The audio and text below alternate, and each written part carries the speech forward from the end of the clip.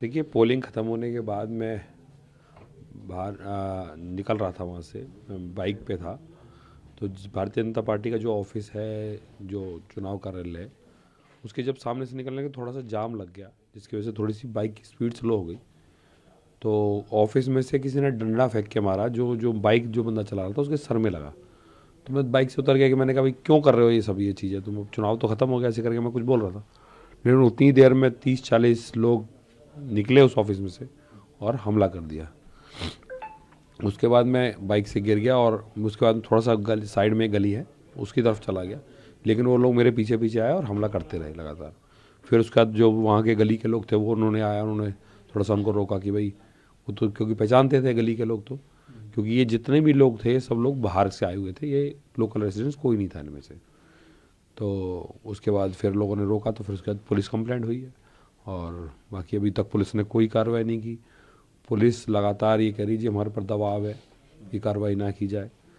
जो cabinet minister हैं गिरिराज सिंह, उनका लगातार फ़ोन डीसीपी के फ़ोन पे आ रहा था और वो लगातार उनको प्रेशर बना रहा है कि जी आप कोई कार्रवाई मत करो, कार्रवाई मत करो। अब उसमें कितना पॉलिटिकल एंगल है और कितना गिरिराज जी का पर्सनल इंटरेस्ट है वो देखने की बात है। पुलिस पूरी तरह से दबाव में है और पुलिस कोई कार्रवाई करने को तैयार नहीं है। मतलब 2 घंटे हो गए इस इंसिडेंस को हुए और लगातार उनसे बोला जा रहा है कि आप कॉपी कंप्लेंट करो, एफआईआर करो। हम बात कर रहे हैं जी, हम बात कर रहे हैं, बताते हैं जी हम बात कर रहे हैं, किससे बात कर रहे हैं ये नहीं बता रहे। हम बात कर रहे हैं, ऊपर बात कर रहे हैं, हम बताते हैं। और पिछले ये इंसिडेंस लगभग 6-6:30 बजे का और लगभग अब आप देखेंगे तो करीबन 9:15 बज रहे हैं। तो मतलब 3 घंटे इस इंसिडेंस को ऑलरेडी हो चुके हैं, लेकिन ना तो अभी कोई पुलिस कार्रवाई है, ना कोई कंप्लेंट लिखने को तैयार है। इसमें लोगों ने आपके साथ ये मारपीट, इस लोग होंगे ये 30 से 40 हाँ। तो ये क्या बीजेपी के कार्यकर्ता थे? बीजेपी के कार्यकर्ता उनके ऑफिस से निकले हैं और मैं तो पुलिस को ये बोला कि आप वहाँ की सीसीटीवी फुटेज निकालिए, आपको सब दिखेगा किसमें क्या हुआ है। लेकिन ना तो पुलिस सीसीटीवी फुटेज निकालने को तैयार है, ना कंप्लेंट लिखने को तैयार है। बस केवल की जी ऊपर से बात कर रहे हैं, हम ऊपर से बात कर रहे हैं। अब डीसीपी किससे बात कर रहा है ये पता नहीं है, पता नहीं इनके पास ऊपर से कितना पॉलिटिकल दबाव है जो ये कार्रवाई करने को तैयार नहीं है। तो आप सिर्फ 2 ही जने थे भाई? हम 2 जने, मतलब 2 जने क्या, बाइक थी हमारे साथ, 2-3 बाइक थी जिसमें और भी लोग थे, लेकिन वो जाम की वजह से कुछ बाइक आगे हो गई, कोई पीछे रह गई। और वो जो मेरे जब हम इंसिडेंस हुआ तो केवल हम 2 ही लोग थे, एक बाइक पीछे थी जो थोड़ा शायद जाम में कहीं रह गई थी। सर एक सवाल ये, एक के खिलाफ रजिस्टर्ड हुआ है फ्लाइंग किस का आरोप आपके ऊपर लगा है? देखिए, पहली बात तो कोई केस रजिस्टर नहीं हुआ अभी तक। मैं वही तो समझाना चाह रहा हूँ आपको कि पुलिस का बाइसनेस देखिए कि एक आदमी केवल कंप्लेंट करता है और उसके कोई तथ्य नहीं है उसके पास। वीडियो रिकॉर्ड है, वीडियो रिकॉर्ड दिखा दीजिए, कोई बात हो तो दिखा दीजिए। जो इशारा किया गया था वो मैं चंदन चौधरी जी से कुछ सवाल पूछ रहा था पिछले 3 दिन से, आप मेरा फेसबुक चेक कर सकते हैं। मैं उनसे कुछ राजनीतिक सवाल पूछ रहा था कि लगातार कि आपने ये क्यों नहीं किया, आप ये इस विषय पे क्या कहना चाहते हैं, आप इस विषय पे क्या कहना चाहते हैं, हम इस विषय पे क्या कहना चाहते हैं। मैंने 3 सवाल उनसे किए थे। तो जब मैंने ऐसे इशारा किया तो मैंने उनसे बोला कि कुछ तो बोलो, ऐसे कर कह रहा था मैं, कुछ बोलो, कुछ तो जवाब दो। अब वो उसको फ्लाइंग किस समझ रहे हैं कि क्या समझ रहे हैं, तो उनकी समझ का खेल है। अब ये तो वही जाने, लेकिन जिस बात को, और उसके ऊपर एफआईआर हो जाती है। आप ही कह रहे हैं, मेरी जानकारी में भी कोई ऐसी एफआईआर नहीं हुई है। पुलिस एक तरफा कार्रवाई करते हुए एफआईआर कर देती है, और एक तरफ जब सरेआम हमला हो रहा है और सब कुछ वीडियो एविडेंस है, पुलिस कोई कार्रवाई करने को तैयार नहीं। तो ऐसा क्या दबाव है दिल्ली पुलिस के ऊपर कि कोई कार्रवाई, एक तरफा ही कार्रवाई हो रही है। मतलब मेरे ऊपर एफआईआर करने में तो इन्होंने कोई इन्वेस्टिगेशन नहीं करी, कोई पूछताछ नहीं करी, किसी से ये नहीं पूछा कि भाई आप क्या कहना चाहते थे।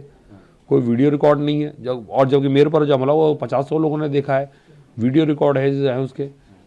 देखिए, मेरा ही मानना है कि एग्जिट पोल कभी भी विश्वास करने योग्य नहीं होते। कई बार हमारे, जब हम पहली बार 13 में भी चुनाव लड़े थे तो हमें 2-3 सीट दिखा रहे थे, जबकि हम 28 जीते। फिर जब 15 में जब हमको 20-22 सीट दिखाते थे, हम 67 सीट जीते। तीसरी बार हमको 30-32 सीट दिखाई दी गई तो हम 62 सीट जीते। तो इन जो ये मेरा तो मानना है कि जो एग्जिट पोल है पूरी तरह शिगुफा है और ये कुछ ना कुछ दिखाते रहते हैं। असली रिजल्ट तो 18 को आएगा। अब देखिएगा, सब दूध का पानी होगा और आम आदमी पार्टी की सरकार भारी बहुमत से बनने जा रही है। कितनी सीटें आ रही हैं? देखिए मैं नंबर्स की तो बात नहीं करता, क्योंकि जिस टाइम ये पोलिंग ख़त्म हुई है उसके बाद से इंसिडेंस होगा और मैं किसी से कांटेक्ट में नहीं था। उसके बाद मेरा फ़ोन भी कहीं गिर गया था, तो मेरी कोई चीज़ से कोई बातचीत नहीं हुई है, कोई राजनीतिक चर्चा नहीं हुई, तो मैं इतना डीपली आपको नहीं बता पाऊँगा। लेकिन जो अभी तक जो चुनाव में माहौल था मैं उससे इसके आपसे प्रेडिक्ट कर रहा हूँ। देखिए, आज वोटिंग का दिन था, चुनाव का दिन था। इसी दरमियान हम लोग सभी पोलिंग स्टेशन पर व्यवस्था चेक करने के लिए जाते हैं और उसी दरमियान हम बाहर टेबल पर, हमारी पत्नी भी एक केस के पब्लिक स्कूल है वहाँ खड़ी थी। इतनी देर में मोहनिया जो यहाँ का विधायक है वर्तमान में, वो आता है और अमानवीय हरकत शुरू कर देता है, बदतमीजी शुरू कर देता है कि तुम कौन हो, तू यहाँ क्या कर रही है, मतलब बिल्कुल गाली गलौज के लहजे में। तो उसने सिर्फ इतना कहा कि पुलिस मुझे कहेगी हटने के लिए, पुलिस मुझे हटाएगी, आप कौन होते हैं बोलने वाले। तो उसने फिर गाली गलौज शुरू कर दिया, अभद्रता शुरू कर दिया। फिर वहाँ से वो भाग आया। फिर हम दूसरे सेंटर पर थे, पोलिंग सेंटर पर, वहाँ से सब कुछ खत्म करके, पोलिंग खत्म करवा करके मैं लगभग 6 बजे के समथिंग मैंने यहाँ पहुँचा तो लगभग 5 से 10 मिनट में बैठा हुआ था सारा पेपर तैयार करने के लिए।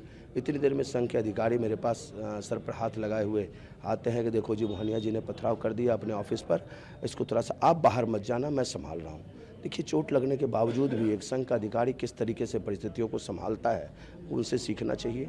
उनको बहुत ही ज़्यादा चोट लगी है, बत्रा हॉस्पिटल में एडमिट है। मैंने पूछा उनसे कैसे हुआ। दिनेश मोहनिया बुलेट से उतरता है और गाली गलौज शुरू कर देता है, जितने भी गुर्गे हो 8 तारीख को तुम लोगों को देख लेंगे और जान से हाथ धो बैठोगे। इतनी देर में वो उसके कुछ गुर्गे पथराव शुरू कर देते हैं, जिसका वीडियो भी है, सारा कुछ हमारे पास है।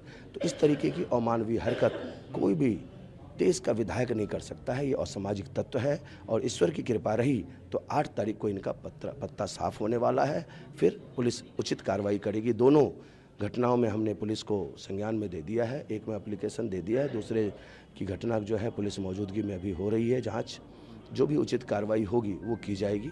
पुलिस के द्वारा मुझे आश्वस्त किया गया है, अब देखिए क्या होता है। कितने लोग इंजर्ड हुए? 8 लोग इंजर्ड हुए हमारी तरफ से। संघ के अधिकारी क्या नाम है? संघ के उनके नाम हैं अशोक यादव जी, जो इंदौर से हैं, तृतीय वर्ष शिक्षित हैं और लोकसभा के प्रभारी हैं। वो घायल हुए हैं और 6 कार्यकर्ता और घायल हुए हैं।